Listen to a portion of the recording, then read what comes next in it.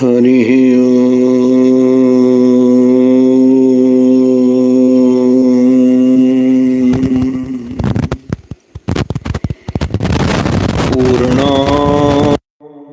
पूर्णानन्ददया शारदया शश्वत्प्रसादोदया ब्रह्मज्ञानविनोदया जनमनो मोदाय नियखेदया विश्वप्रेमविकासहासमुदया त्रैलोक्यसम्पदया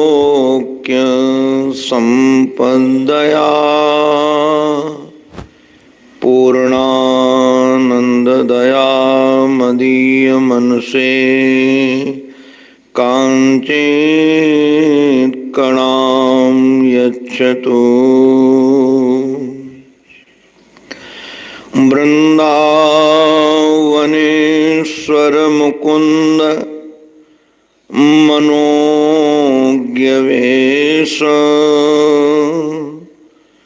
बंसी विभूषितकराम्बुजपद्मनेत्र विश्वेश केशवव्रजोत्सवभक्तिवस्य देवेश पाण्डवपते मम देहि दास्यम्।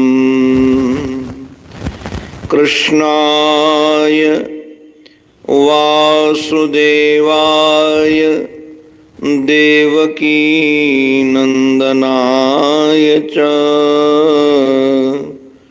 नंदगोपकुमाराय गोविन्दाय नमो नमः। गुरुर्ब्रह्मा गुरुर्विष्णुः गुरुर्देवो महेश्वरः गुरुः साक्षात् परब्रह्म तस्मै श्री गुरवे नमः। तस्मै श्री गुरवे नमः। श्रीमन्नारायण नारायण नारायण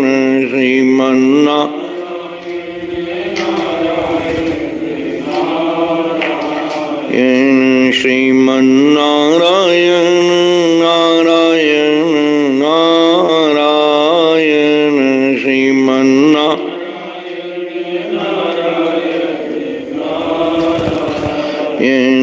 लक्ष्मी नारायण नारायण नारायण लक्ष्मी नारायण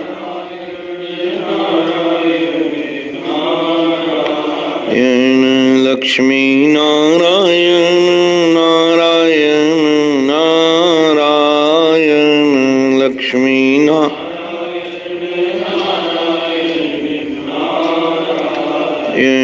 श्रीमन्नारायण नारायण नारायण श्रीमन्नारायण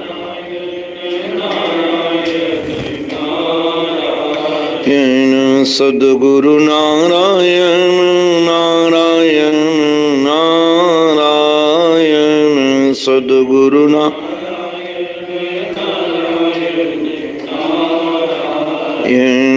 सद्गुरु नारायण नारायण नारायण सद्गुरु नारायण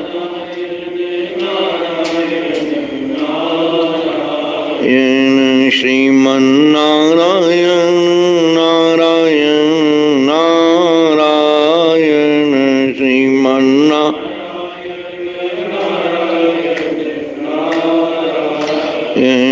श्रीमन्नारायण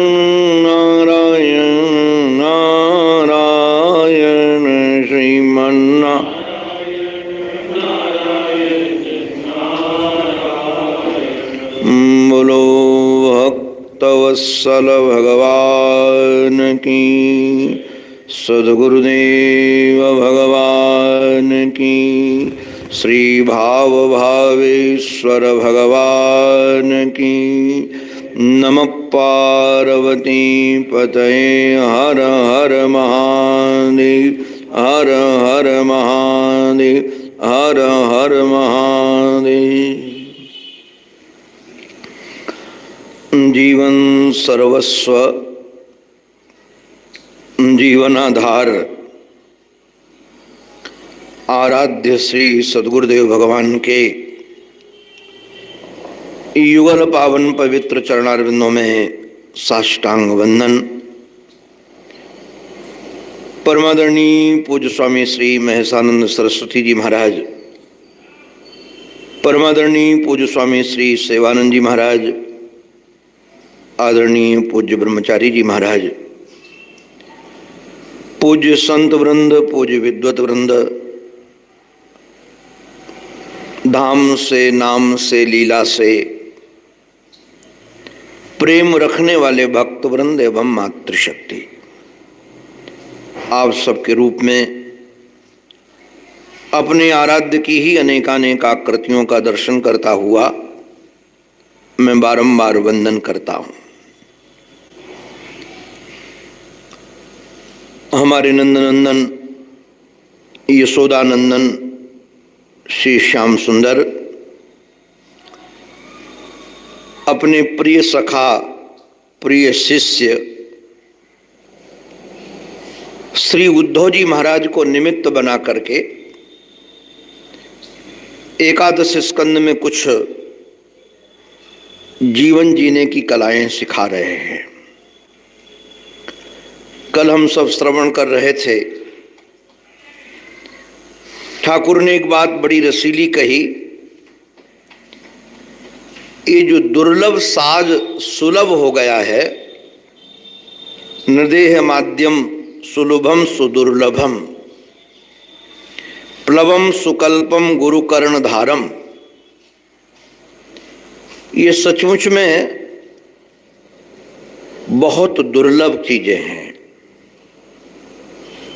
दुर्लभो मानुषो देहो देही नाम क्षण भंगुर, तत्रापि दुर्लभम मन्ये वैकुंठ प्रिय दर्शनम, दुर्लभम त्रयी में वैतत् देवानुग्रह हेतुकम। ये देवानुग्रह हेतुकम, भगवत्पाद शंकराचार्य भगवान ने ये जो एव शब्द का प्रयोग किया है, तीन ही दुर्लभ है और कुछ दुर्लभ नहीं है। धन दुर्लभ नहीं, मान प्रतिष्ठा दुर्लभ नहीं, संसार दुर्लभ नहीं, ये तीन ही दुर्लभ है। तो ये मनुष्य शरीर बड़ा दुर्लभ है, किंतु ईश्वर की कृपा से हम सबको इस समय सुलभ है। और सुलभता के साथ साथ एक और विशेषता ये है कि भगवान ही गुरु बनकर, कर्णधार बनकर के, नाविक बनकर के हमारी नाव को चला रहे हैं। ये शरीर रूपी नाव को चला रहे, खे रहे हैं। और उसमें से भी एक विशेषता और भी है, भगवान कितनी करुणा करते हैं जीव के ऊपर, कई बार चिंतन करके हृदय भर आता है। अहेतुक कृपा, मानो शरीर दिया, गुरु बनकर, कर्णधार बनकर आ गए, और इतने में भी नहीं काम बना तो क्या किया, मयानुकूलेन नभस्सुरेरितम, भगवान वायु बनकर के भी आ गए। वायु बनकर के आने का अभिप्राय, नाव में कोई बैठा हो और नाविक चतुर भी हो, चला भी रहा हो, किंतु यदि जिधर नाव जा रही है उधर से हवा आने लगे तो नाव को खेना बहुत कठिन है। और जिधर हमको जाना है उसके पीछे से हवा आ रही हो तो आसान है। हम लोगों ने देखा है नाव में एक बहुत बड़ा कपड़ा लगा देते हैं और उस कपड़े में वायु भर जाती है, फिर वो अपने आप नाव चलती है। तो भगवान ने अनुकूलता बनाई है हम सबके जीवन में। कई बार भगवान की ओर बढ़ने के लिए अनुकूलता होती है, किंतु हम लोगों को लगती प्रतिकूलता है। यहां तक वृंदावन तक पहुंचाने में, साधु बनाने में कहीं न कहीं जो घटनाएं घटी उस समय तो ऐसा लगता था कि घटना बड़ी अमंगलदायी है,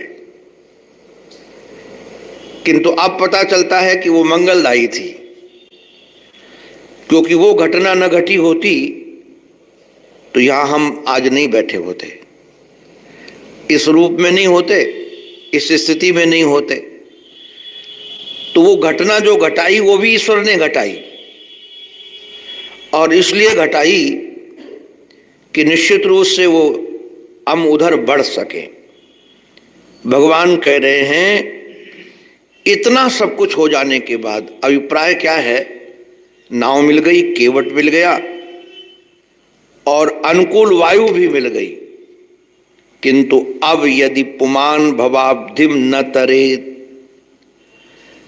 यदि मनुष्य भवसागर से पार न हो अब, तो गलती किसकी है? भगवान की। गलती फिर अपनी है।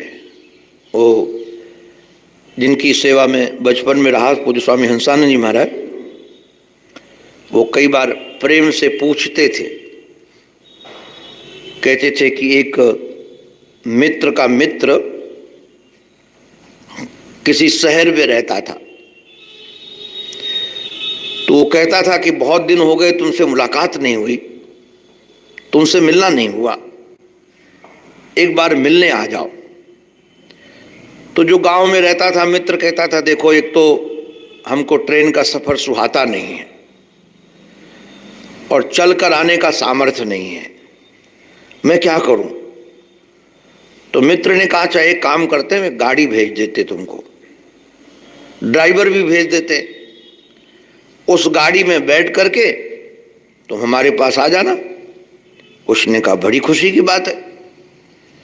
उसने गाड़ी भेज दी, ड्राइवर भेज दिया, किंतु मित्र करता क्या था? कभी कहता था साले के यहाँ ले चलो गाड़ी को, कभी कहता था साली के यहाँ ले चलो, कभी कहता था सहरज के यहाँ ले चलो, कभी कहता था यहाँ घुमा लाओ, कभी कहता था वहाँ घुमा लाओ। तो महीनों व्यतीत कर दिए, सालों व्यतीत कर दिए। जिस लिए गाड़ी मिली थी उसका उपयोग उसने किया नहीं, मित्र के पास गया नहीं। तो मेरे से कई बार पूछते थे क्यों, फिर वो मित्र दोबारा गाड़ी भेजेगा? तो हम कहते स्वामी जी नहीं भेजेगा महाराज जी। तो बोले ध्यान रखो ये शरीर रूपी गाड़ी तुमको ईश्वर ने अपने पास मिलने के लिए भेजा है, अगर इस गाड़ी को लेकर भगवान के पास नहीं गए तो फिर वो तुमको दोबारा ये शरीर देने वाला नहीं है। तो भगवान इसी बात को थोड़ा कठोर होकर के बोल रहे हैं, तरे न, जो सब ऐसा साज पा करके भी तरता नहीं है तो कौन है? बोले आत्महा, आत्महत्यारा है। आत्महत्यारा बहुत बड़ी गाली है। जो न तरहि भव सागर ही नर समाज अस पाई, ते कृत निंदक मंदमति आत्मा हन गति जाए। संत प्रवर श्री तुलसीदास जी महाराज ने इसी का अनुवाद किया है, इसी श्लोक का अनुवाद है ये।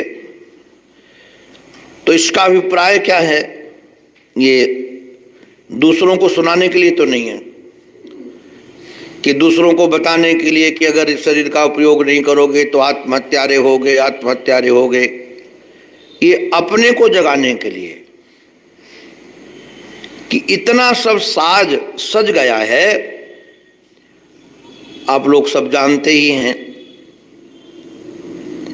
ईश कृपा, गुरु कृपा, शास्त्र कृपा होने के बावजूद भी यदि अपने ऊपर अपनी कृपा न हो, आत्म कृपा न हो, तो ये तीनों कृपाएं व्यर्थ चली जाएंगी।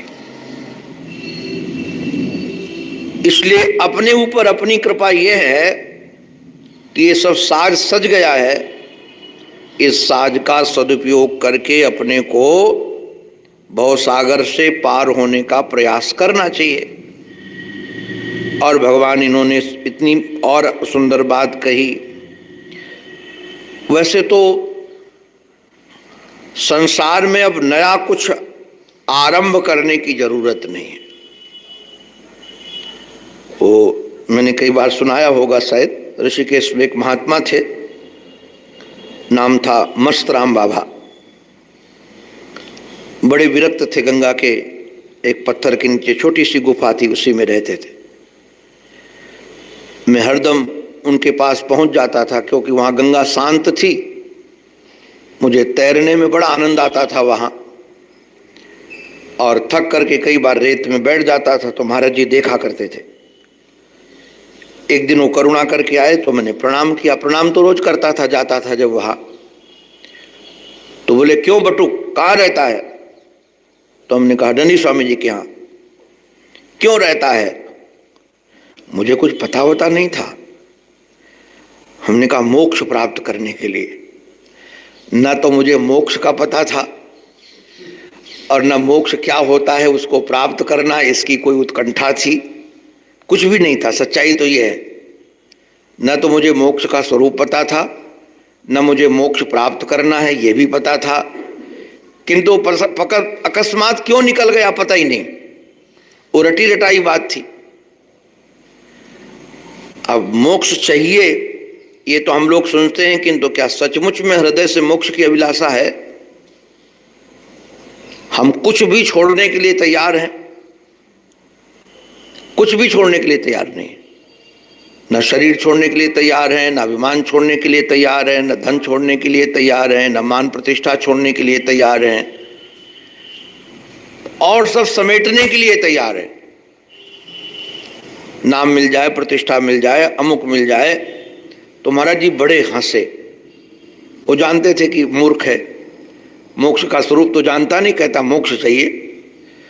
तो बोले, सच में मोक्ष चाहिए? हमने कहा, हाँ महाराज जी मोक्ष चाहिए। तो बोले, मैं बताऊं मोक्ष कैसे मिलेगा? तो हमने कहा, बता दीजिए महाराज।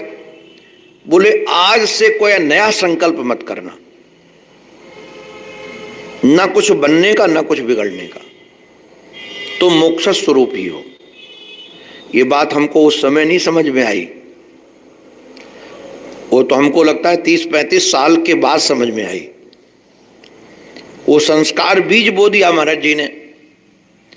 तो सचमुच में बात यही है कि कोई नया कुछ आरंभ न करके, निर्विण्ण होकर, वैराग्यशाली विरक्त बन करके, इंद्रियों में संयम करके, अभ्यासेन आत्मनो योगी धारेत अचलम मनः। भगवान कह रहे हैं, इंद्रिय संयमी बन करके अभ्यास के द्वारा योगी। क्योंकि अब मन का और इंद्रियों का तो जन्म जन्म का संस्कार बहिर्मुख का ही है, बनी बहिर्मुख है। और ये मन भी हमारा आप सबका चंचल ही है। तो यदि अभ्यास नहीं किया जाएगा तो ये शांत होने वाला है नहीं। केवल जमानी जमा खर्चा से तो नहीं होगा। कोई मन का रिमोट कंट्रोल तो नहीं कि स्टॉप मन और मन स्टॉप हो जाए, रुक जाए। तो इसको धीरे धीरे अभ्यास करना है। अभ्यास करके अपने मन को भगवान में ही लगाना है। भगवान कहते हैं, एस वही परमो योगो मनसः संग्रह स्मृतः। यही परम योग है। भगवान की चर्चा इसमें परम योग की बात कही। और भगवान एक बात और भी कहते जो हम लोगों के बड़े काम की है। यहाँ मैं आज इस अध्याय को देख रहा था। वैसे तो पिछले सत्र में अध्याय हो गया था, किंतु इसमें कई श्लोक इतने अद्भुत अद्भुत हैं कि बार बार दृष्टि डालने पर भी लगता है कि इन पर और विचार किया जाए और चिंतन किया जाए। तो यहाँ भगवान ने एक बात बहुत अद्भुत कही कि यदि संसार से इहलोक परलोक से पूर्ण वैराग्य है तो हम ज्ञान कांड के अधिकारी हैं, और अभी इहलोक परलोक से वैराग्य नहीं है तो हम कर्मकांड के अधिकारी हैं। और यदि भगवत कृपा से कथा सुन करके हमको न पूर्ण वैराग्य है न पूर्ण राग है, बीच में है, संसार से राग भी नहीं है क्योंकि सत्संग आदि हम लोग करते रहते हैं, तो इसकी नश्वरता का बोध तो है कि ये लोग परलोक दोनों नश्वर हैं, सदा रहेंगे नहीं। किंतु जन्म जन्म का जो अभ्यास है हमारा आपका, इसी में मन घूमते रहता है, मन बार बार जाता रहता है, तो उसके लिए भक्ति योग, और भगवान ने यहाँ भक्ति योग की बड़ी महिमा गाई। और भगवान भक्ति योग की महिमा गा गा करके एक बात और कहते हैं, भक्ति योग की विशेषता यह है कि भक्ति योग के माध्यम से भगवान मई हृदय स्थिते, आप भगवान का खूब चिंतन करेंगे तो भगवान का स्वभाव है कि आपके हृदय में आकर स्थित हो जाएंगे। अब हृदय में स्थित होने से क्या होगा, जो कामना है आपकी जन्म जन्म की और जो चंचलता है इंद्रियों की जन्म जन्म की, वो सब की सब भगवान के आने पर मिट जाएंगे। इसमें एक बड़ा अद्भुत चिंतन प्रश्न है, कामना मिटने के बाद परमात्मा आएंगे कि परमात्मा आने के बाद कामना मिटेगी? ये विचारणीय विषय है। भगवान इतनी अच्छी बात अभी यहां एक श्लोक की व्याख्या में देख रहा था टीका में। हम लोगों को ऐसा लगता है कि पहले हम कामना मिटा लें तो निष्काम अंतःकरण होगा तो भगवान आ जाएंगे। महर्षि का एक वाक्य मुझे बहुत अच्छा लगा। महर्षि कहते हैं निरपेक्ष भगवान है। भगवान कैसे हैं? निरपेक्ष। भगवान को कभी किसी से कोई अपेक्षा है नहीं, और यदि अपेक्षा है तो भगवान है नहीं, भगवान निरपेक्ष हैं। अब भगवान की पूजा करना है तो निरपेक्षता से ही भगवान की पूजा की जाएगी, तभी निरपेक्ष बनेंगे।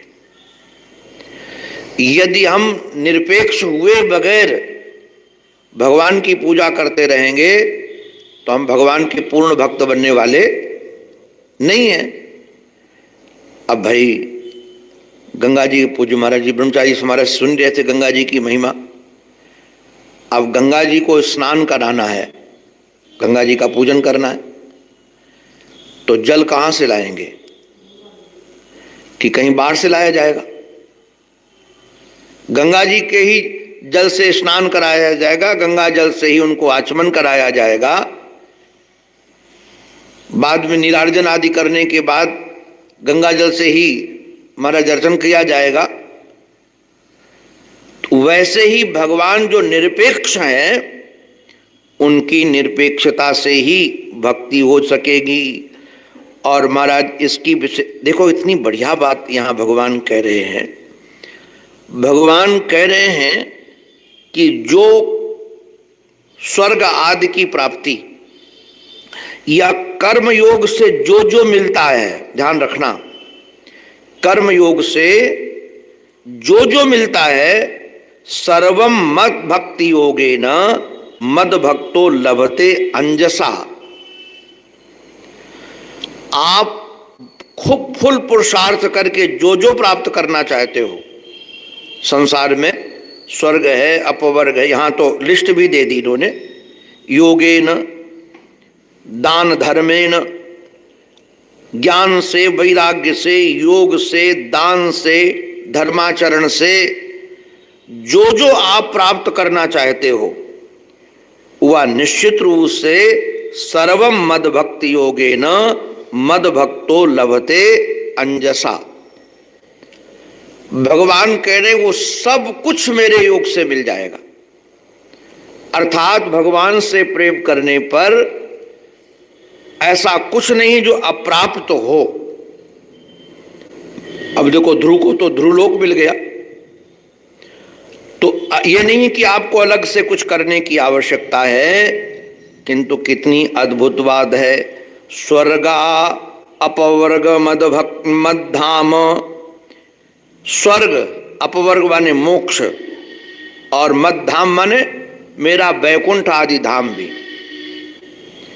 किसी भक्त को लगे कि हमें स्वर्ग नहीं जाना है तो हमको बैकुंठ जाना है, क्योंकि स्वर्ग में तो पूर्ण क्षीण होने के बाद गिरा दिया जाएगा।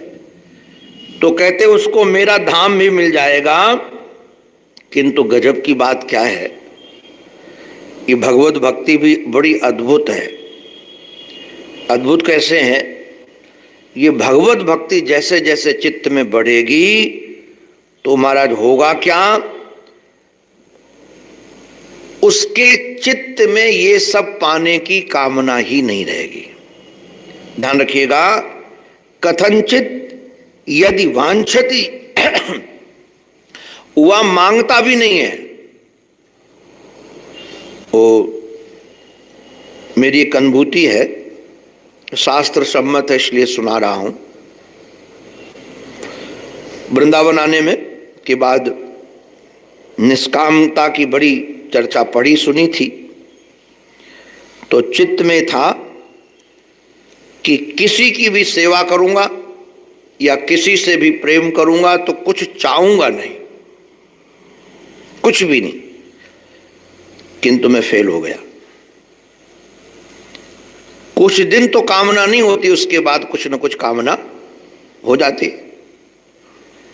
और कामना और कुछ ना भी हो तो ये कामना होती कि भगवत भक्ति करे, वैराग्य से रहे, इतना बढ़िया साज सजा इसका लाभ ले। तो मुझे एक दिन बहुत पीड़ा हुई, ये कामना क्यों? तो पूज्य स्वामी सत्यानंद जी महाराज थे, महाराज जी जानते हैं, कृपा विलास में मैं उनके चरणों में बैठा था। तो उनसे मैंने प्रार्थना की कि मैं फेलियर हूं, हर क्षेत्र में फेल हूं, कर्म में फेल हूं, भक्ति में फेल हूं, उपासना में फेल हूं, और ऐसी ऐसी घटना घटती है। तो उन्होंने एक बहुत अच्छी बात कही। महर्षि ने, कृपा विलास वाले महाराज जी ने कहा कि देखो, संसार से चाहे कितने निष्काम होकर के जुड़ना, एक दिन सकाम हो जाओगे, और परमात्मा से चाहे कितना भी सकाम होकर जुड़ना, एक दिन निष्काम हो जाओगे। तो हमने कहा ऐसा कैसे? तो उन्होंने कहा संसार तो सकाम है ही, तो सकाम का संग करोगे तो सकामता आएगी, और परमात्मा निष्काम है, निरपेक्ष है। तो यदि परमात्मा निरपेक्ष है और यदि तुम्हारा उनसे प्रेम होगा तो भले ही सापेक्ष प्रेम प्रारंभ में होगा, किंतु वो सापेक्ष प्रेम निरपेक्षता में परिणत हो जाएगा, फिर उसको कभी कामना होगी नहीं। और शास्त्र भी इस बात का अनुभव कर आप लोग करो। तो यहाँ भगवान भी यही कह रहे हैं कि एक तो सर्वम मद भक्ति योगेन मद भक्तो लभतेंजसा स्वर्गापवर्गम मद्धाम कथंचित यदि वांछति न किंचित साधवो धीरा भक्ता। साधु, धीर, भक्त, एकांतिक भक्त। पहली बात तो ये मांगते नहीं है भगवान से, ये स्वर्ग अपवर्ग कुछ मांगते है नहीं। वांछन्ते भी मया दत्तम न वांछन्ति, मांगते तो है नहीं, किंतु न मांगने पर भी यदि मैं देना चाहूं कि आप ये ले लो तो भी लेते नहीं है। तृतीय स्कंद में भगवान कपिल ने अपनी माँ को कहा, सतोगुणी, रजोगुणी, तमोगुणी जो भक्त हैं वह तो गुण के आधार पर आराधना करते हैं, कामना करते हैं, किंतु जो निर्गुण भक्त हैं वह दीयमानम न गृह्णन्ति मत्सेवनम जनाहा। अगर उनको भगवान देना भी चाहें, पहली बात तो मांगते तो हैं भी नहीं, किंतु देना भी चाहें तो नहीं लेते कि हमको कुछ नहीं चाहिए। भगवान यही कह रहे हैं। ये क्यों? बोले निरपेक्षम परम प्राहु निश्रेयसम कल्पम। ये निरपेक्षम परम प्राहु, वो निरपेक्षता उनके जीवन में आ जाती है। और एक निवेदन है, यत्र यत्र मनोदेहि धारये सकलम धिया। जहां जहां हमारा मन बुद्धि बहुत जाता है तत्त स्वरूपता प्राप्त हो जाती है। तो यदि हम भगवान का चिंतन करते रहेंगे तो भगवान तो निरपेक्ष हैं, भगवान को तो किसी से कुछ चाहिए है नहीं, तो हमारा जो बार बार का चिंतन होगा वह एक न एक दिन हमको निरपेक्षता से भर देगा। तो कौन कौन भक्त महाराज इसमें, देखो यहाँ तिलक माला या कुछ वर्णन नहीं है कि कौन सा भक्त हो, कैसा तिलक लगाता हो, कैसा हो। यहाँ जो महाराज वर्णन है वह जरा ध्यान दीजिए, किसका वर्णन किया भगवान ने, किस रूप में, कैसा साधु है। बोले साधवः धीरः एकांतितः। एकांतिक भक्त, धीर भक्त, साधु भक्त, वह कैवल्य आदि भी अपना मोक्ष भी नहीं लेता है, क्योंकि निरपेक्षता के कारण। और स्वाभाविक है जो भगवान का चिंतन करता है वह जो गुणोद्भवा गुणा, यहाँ महर्षि ने गुण दोष उद्भवा गुणा, वैसे तो गुण दोष दृष्टि से भी बचना चाहिए। गुण दोष दृष्टि करना भी संसार में ही फंसना है, चाहे जैसा, क्योंकि गुण और दोष किसके आधार पर है? जिसके आधार पर गुण दोष दृष्टि रखी जाए।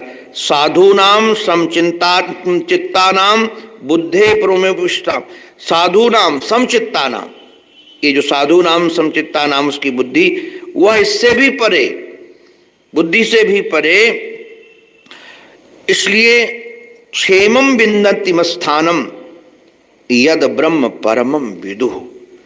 जब इस प्रकार की चित्तवृत्ति भक्त की होगी तो क्षेमम विन्दन्ति मत्स्थान, कल्याण को प्राप्त होगा, मेरे स्थान को प्राप्त हो जाएगा। मत्स्थान माने स्थान कौन सा है? यद ब्रह्म परमम विदुः, जो ब्रह्म स्वरूप पर है उसकी प्राप्ति। मद्धाम, मद्धाम माने ब्रह्म स्वरूप, ब्रह्म स्वरूप को प्राप्त हो जाएगा। तो भक्त भी वहीं पहुंचेगा जहां ज्ञानी पहुंचेगा, कर्मयोग वाला भी वहीं पहुंचेगा जहां ज्ञानी पहुंचेगा। किंतु यदि धर्मयुक्त कर्म होगा तो निश्चित रूप से वह वैराग्य को देने वाला होगा। कल मैं निवेदन किया था। इसके बाद भगवान यहाँ बड़ा सुंदर वर्णन करते हैं, गुण दोष का विभाग कैसे है इसका वर्णन करके कहते किस प्रकार से इससे उपराम हो। एक बात ध्यान देने लायक है कि साधन काल में यदि गुण दोष नहीं रखे जाएंगे, साधन काल में, तो आप कहोगे साधन काल में सब बराबर हैं, तो निश्चित रूप से क्या होगा, हमारी चित्त वृत्ति दोषों में फंस जाएगी। जन्म जन्म के संस्कार वैसे ही हैं, बस फिर तो वही बात होगी, असी ब्रह्म और तुसी ब्रह्म। न वैराग्य होगा तो प्रारंभ में तो ये दोष युक्त है, ये गुण युक्त मान करके ही बढ़ रहा है साधन में, और जब इससे बढ़ जाएंगे, ऊपर उड़ जाएंगे, तो फिर इसकी सत्ता समाप्त हो जाएगी। तो कैसे इससे ऊपर उठा जाए उसका विचार श्री कृष्ण ने श्री उद्धव जी के सन्मुख रखा है। उसकी चर्चा भी क्रमशः 2 दिवसों में मैं करूँगा। अंत में अपने आराध्य के पावन चरणों में हमारी यही प्रार्थना, हमारी मति, हमारी रति, हमारी गति एकमात्र आराध्य के चरणों में बनी रहे। इसी प्रार्थना के साथ ये उनकी वाणी उन्हीं के पावन पवित्र चरणारविंदों में समर्पित बोलो भक्तवत्सल भगवान की जय। सद्गुरुदेव भगवान की। धर्म की अधर्म का प्राणियों में विश्व का हर हर महादेव।